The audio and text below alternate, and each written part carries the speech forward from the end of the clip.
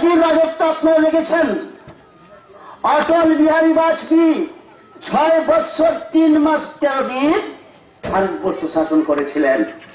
আজ আমাদের এই সিপিএম ক্যাডার বাহিনী বা সিপিএম এর যে নেতৃবৃন্দ যারা আছেন, ওরা বলেন ওরা নাকি লড়াই করে, লড়াইয়ের মাধ্যমে বিপিএল এনেছেন, লড়াইয়ের মাধ্যমে অন্নপূর্ণা এনেছেন, লড়াইয়ের মাধ্যমে কাঁটা তারের বেড়া দিয়েছেন, লড়াইয়ের মাধ্যমে প্রধানমন্ত্রী সড়ক যোজনা।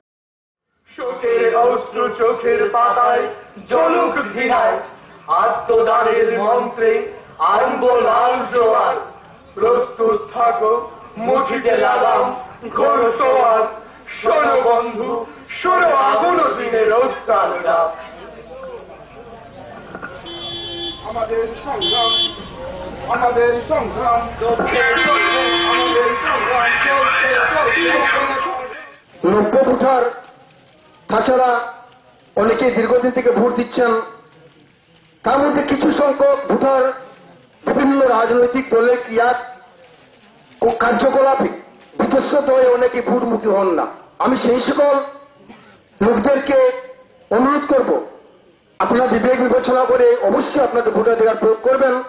কেননা একটি ভোটের যথেষ্ট মূল্য। একটি ভোটের মূল্য কতটুকু তার একটা উদাহরণ আমি তুলে দিচ্ছি। 1998 সন এনডিএ সরকারের প্রধানমন্ত্রী অটল বিহারী বাজপেয়ী একটা ভোটের জন্য হেরে গিয়েছিলেন, দিল্লিতে সরকার হতে পারেনি। একটি ভোটের জন্য মুখ্যমন্ত্রী মানিক সরকার। আমি তৃণমূল কংগ্রেসের তরফ থেকে, ঊনকোটি জেলা তৃণমূল কংগ্রেসের তরফ থেকে আন্তরিক প্রীতি শুভেচ্ছা জ্ঞাপন করছি, শ্রদ্ধা নিবেদন করছি। বন্ধুগণ, আপনারা জানেন 16